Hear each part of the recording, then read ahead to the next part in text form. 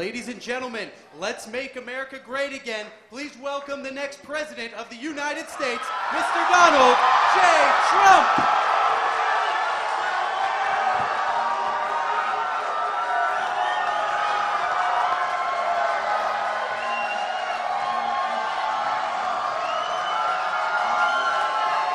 Thank you very much. Wow. Look at all these young people.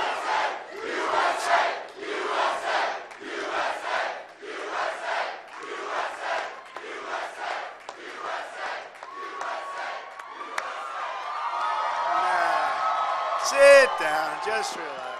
Let's just have a good time. I look forward to this. I'm getting tired of the 15, 20,000 people. Thank you. We wanted to do a beautiful, nice, small, tight room with young, look at you people. Beautiful people. Beautiful people. Incredible future. And we're going to have jobs for you when you get out of college, okay? You don't have them right now. We had a very bad jobs report. We're going to have big, big jobs. We have lots of choice, okay? So I'm really happy to be back here. I love you too. And I do like Columbus. We've had great success in Columbus and great friendships. I have great friends from Columbus. I want to make sure that you request your absentee ballot. Now, how many people here are old enough to vote? Big group. Whoa! I'd say that's a pretty good. That's pretty good. Now I'll work a little bit harder, okay? See, now that I have that. And remind your friends and family to do the same. We're now 26 days, think of it, 26 days away from the most important election of even your lifetimes. And you have a long life ahead of you, a long, long life. But our country is going wrong. And we have only just begun to fight. We're going to make this country so great again. If we win, we'll create a booming and thriving economy for young Americans and jobs for young Americans. To me, that's so important. We'll create safe communities, lower taxes, leaner government, affordable child care and health care, and a government that's honest and decent and fair. And you don't have that now. We are going to be...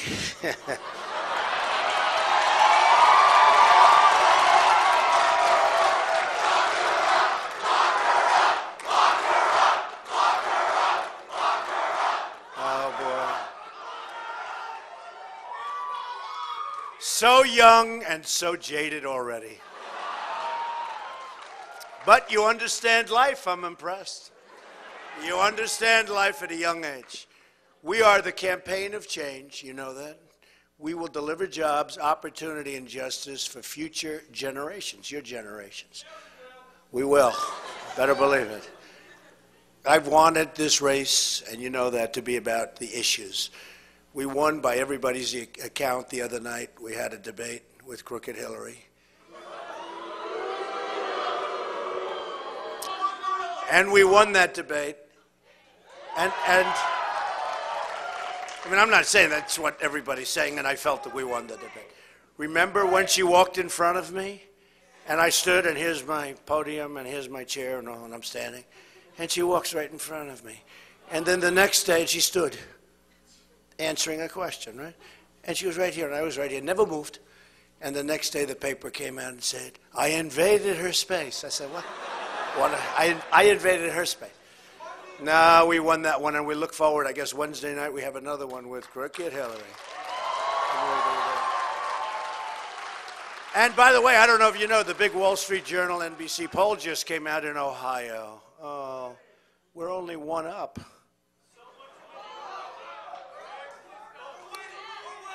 You know? No, you know what? And I say that kiddingly, we're one up. And we got very unfairly battered by people. I have no idea who these people are. I've been battered by people that I have no idea who they are. But we're one up in the NBC Wall Street Journal poll, which never treats me good. So we're one up in Ohio, and it just came out in North Carolina. We're one up also. We're doing well.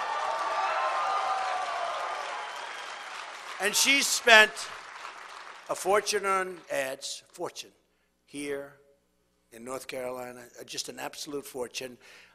And, you know, I'll tell you what, we're going to have some big surprises. This is going to be Brexit all over again, except even bigger numbers. The Clinton campaign has refused to discuss the issues. In fact, the WikiLeaks just came out today. She's got no core. Her people are saying, what's her core? What's she talking about? What's her core? I have a core. You know what it is? Make America great again. That's my core.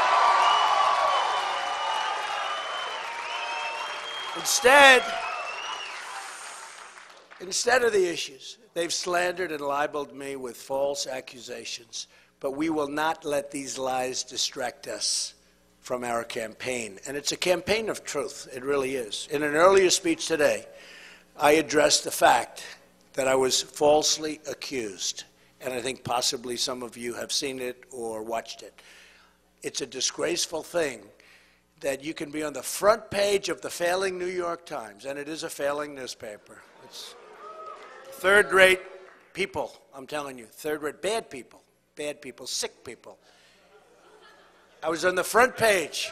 I think I had 3 stories on the front page today. 3. Who ever heard of 3? Boom, boom, boom. I guess it sells newspapers, unfortunately, but don't worry, because the paper's going out of business. It's only a question of when.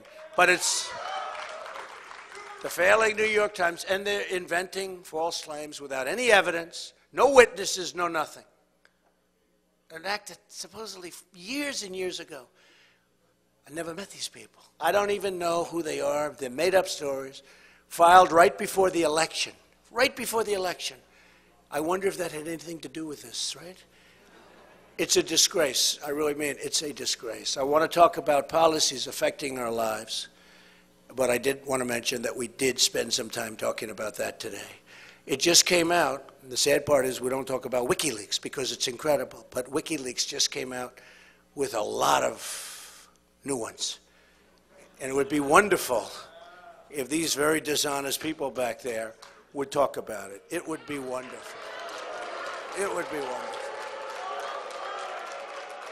They don't want to talk about it because they want her in there because they perpetuate. But these are very, not all, but a big, big percentage. Very dishonest people.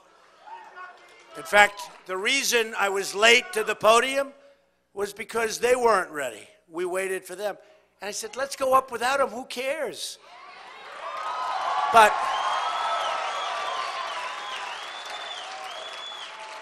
my people said, no, we should wait till the press is. So I'm sorry to keep you waiting, but it's their fault, not mine.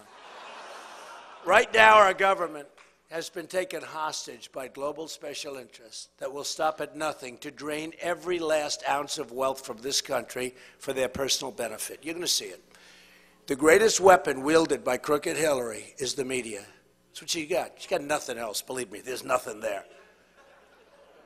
She couldn't even pass her bar examination in Washington, D.C., okay? I don't know if you know that, okay?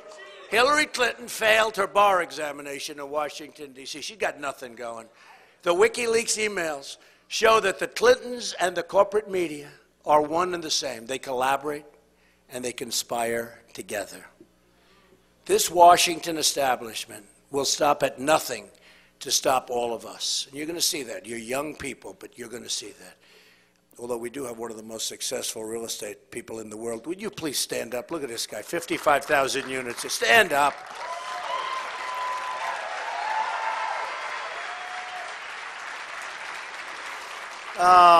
Great real estate man, actually. One of the best in the country. It's good. And from these parts. It's very good. I'm proud of you.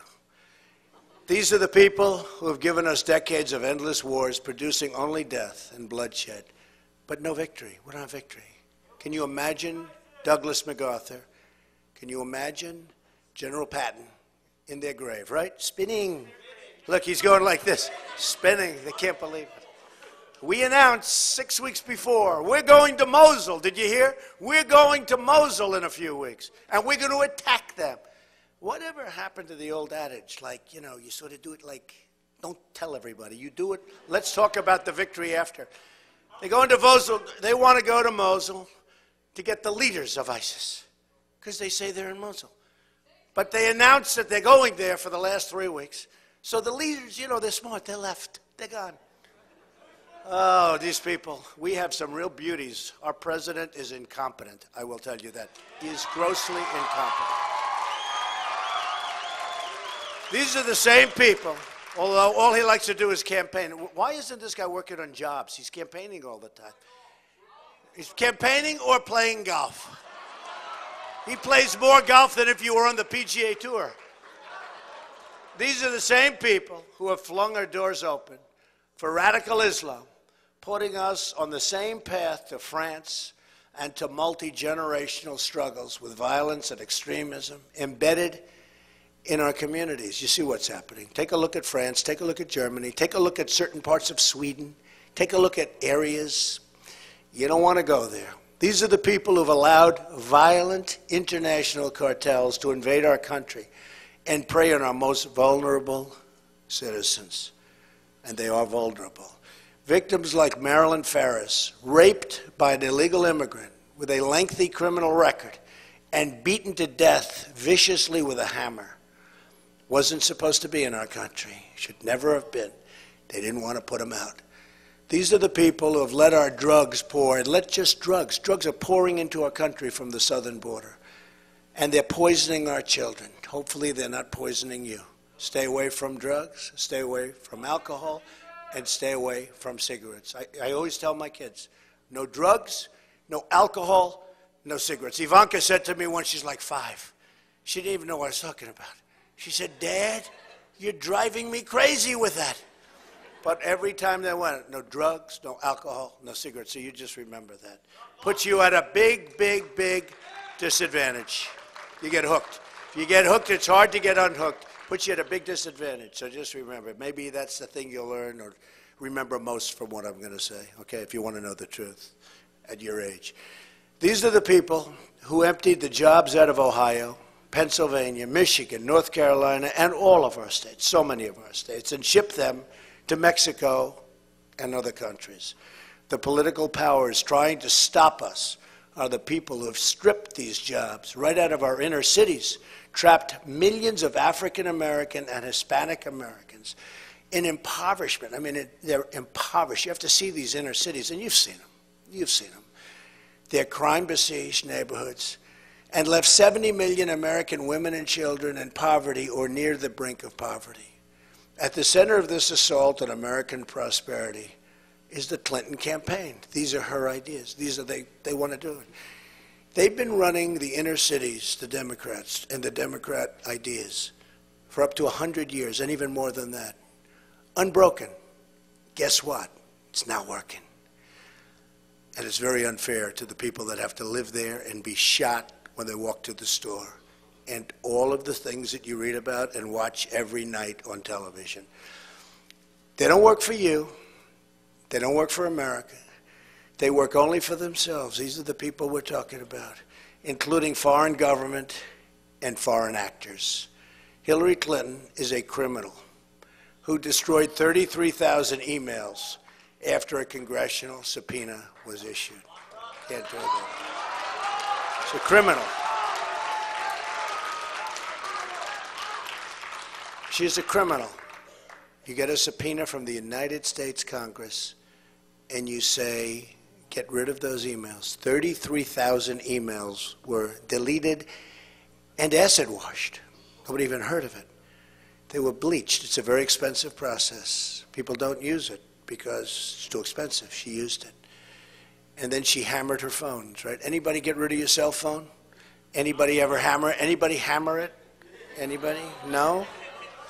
Good. That means we have all honest people in here. She ignored hundreds of requests for security in Benghazi, causing the death of 4 brave Americans. And then she lied to the face of grieving parents about the reason for the attack. You remember that. She defended a man who violently and viciously raped a 12-year-old girl by horribly smearing and blaming the victim. And then she laughed about getting the rapist off the hook. You've seen the tape. She was laughing. She thought it was funny. The guy raped a 12-year-old girl. Speaking in secret to a foreign bank, Hillary pledged her support for open borders. That means tens of millions of new foreign workers to compete against you for your jobs, your wages, your future. She's selling out the future of young Americans of all backgrounds to enrich her donors. We won't let that happen. We're not going to let it happen. Hillary and her special interest allies want to keep children in our inner cities trapped in failing schools. Under a Trump administration, disadvantaged children will be able to attend the public, private, charter, or magnet school of their choice. Under President Obama and Hillary Clinton, it's very important.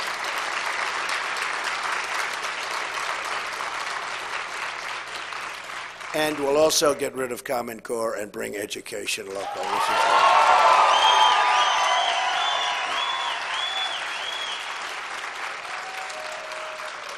Under President Obama and Hillary Clinton, the national debt has almost doubled. $20 trillion national debt is a weight around the future of every young person in this country and every young person, sadly, in this room.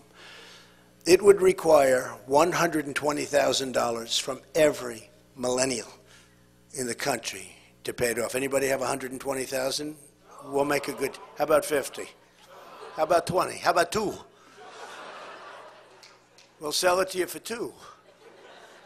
The new debt added under Obama and Clinton would have been enough to pay off all of the outstanding student loans in the United States 6 times over. Think of that. Yet not one penny of that new debt has gone to lowering your tuition and the people that are going to follow you. It's only getting worse. He's right. Right. Who said that? Stand up. Stand up. That's okay. No, I'm not going to. No, that's okay. Good. Nice looking guy. Good. Sit down.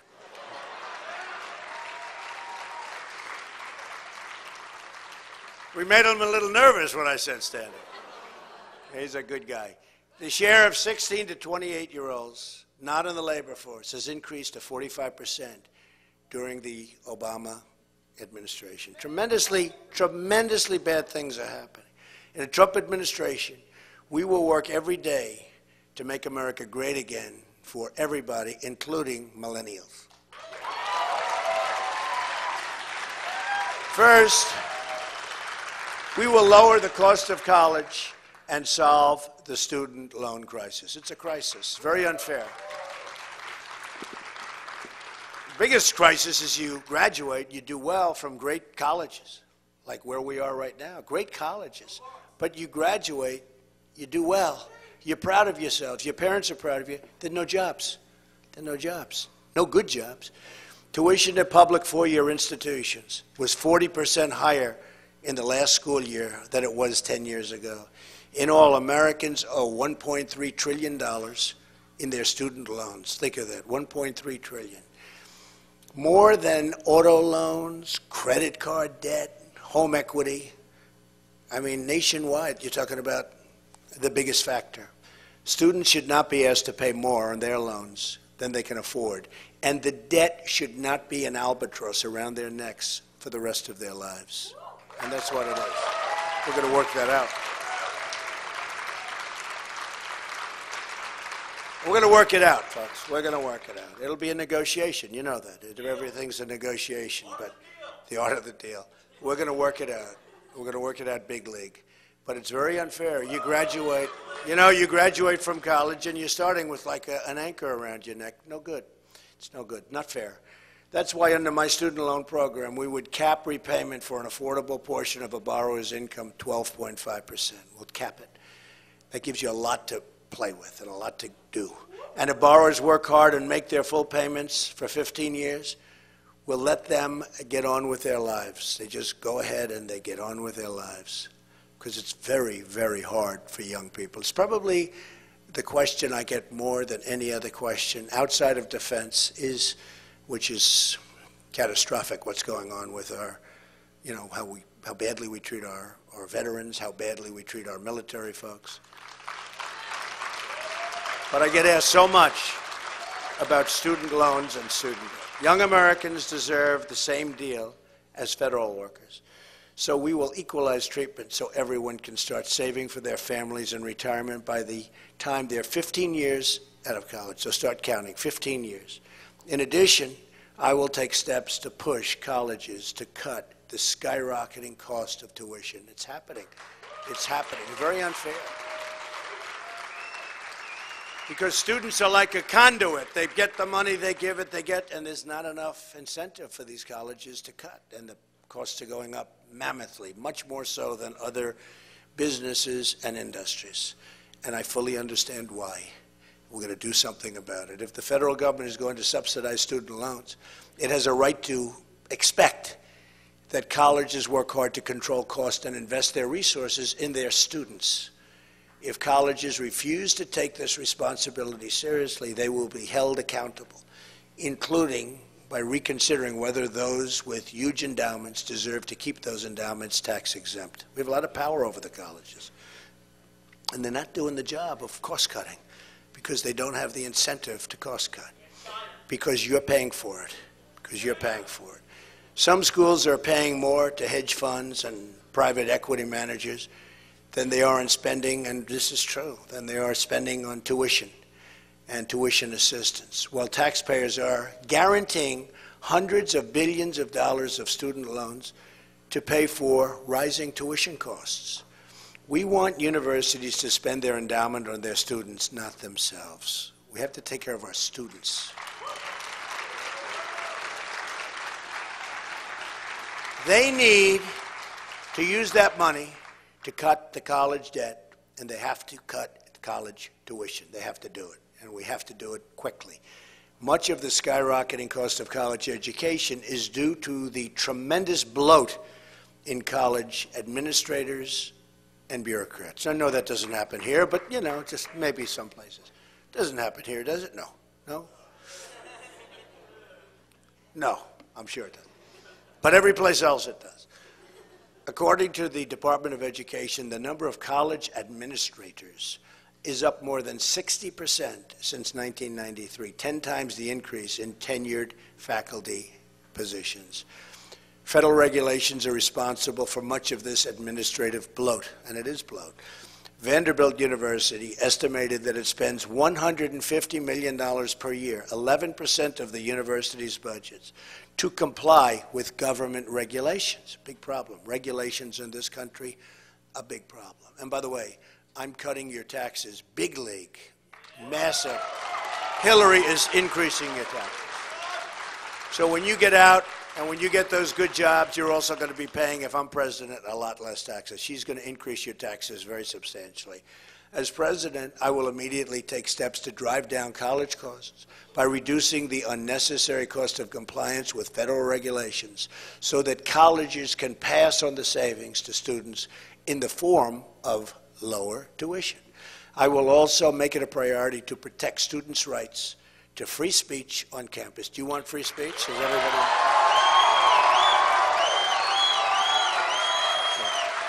You'll have it.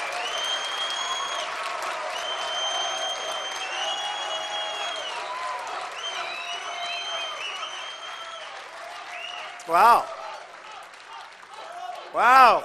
You like that more than the lower cost. I mean, that's impressive, right? What's going on? That's pretty cool. That's pretty cool. You know why? He just said it. You know why? Because what? Say it again. That's a pretty great statement. Pretty good. Hey. Do you want to be my speechwriter? I think that would be good. That's very good. That's very, very good. That's true. We love America. We want our country to be healthy again. We want to make America great again. That's been our whole theme, and we want to do that. But that's really well said, I want to tell you. Stand up. Let me see you. Wow. Good. What is that you're wearing? Turn around. Show the press. They won't cover it if it's negative on Hillary.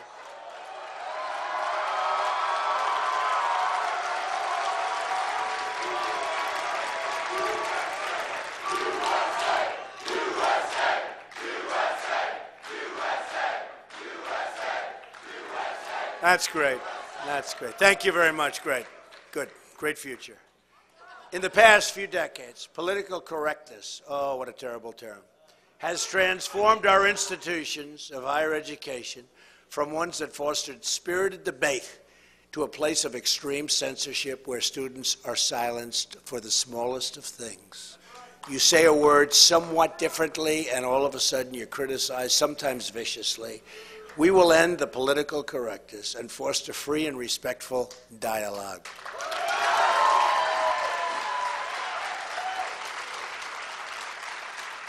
We also have to recognize that traditional four-year degrees and programs are not the only path to a good job and a good career. We understand that. We will fully support schools that allow people to learn skills and practice a trade so young people can have access to the education that's right for them. For instance, when I was in school, we had some students that were horrible students. But man, could they fix an engine of a car, or they could fix things that were so much better than anybody else. They had a great ability for mechanics, for machinery, for operating bulldozers, a much greater ability than others that had straight A's in physics and math and all of the other subjects that we all take. And we forget that. It's very important. It's a great talent. It's a great skill.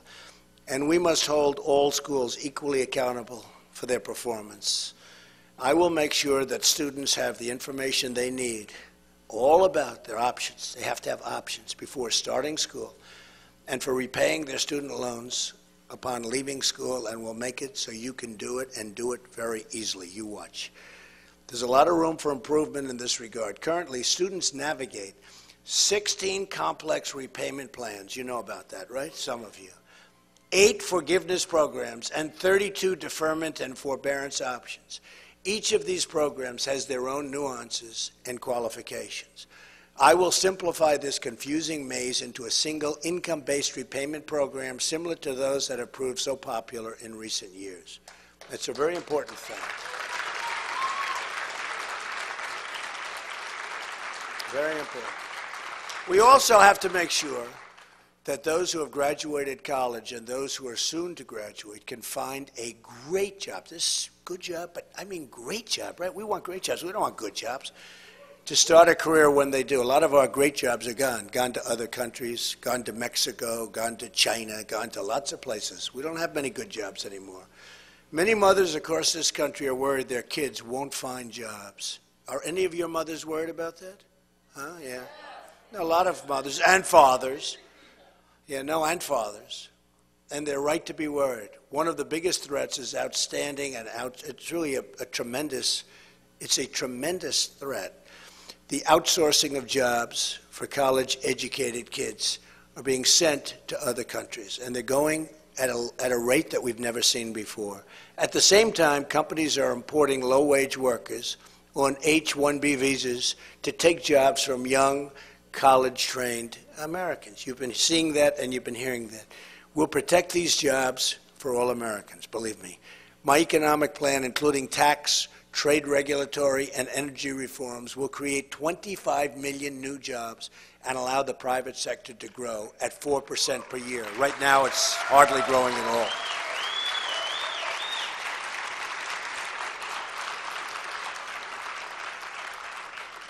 Crooked Hillary Clinton is going to increase taxes incredibly, unbelievably, a tremendous amount, while we cut taxes massively. Tremendous difference. Our plan includes reforms to protect and expand the sharing economy.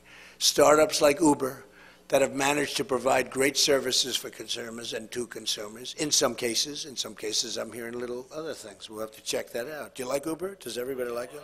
Okay. And create lots of jobs in the process. Finally, and most importantly, the foundation for a new prosperity will be rededication to the constitutional rule of law.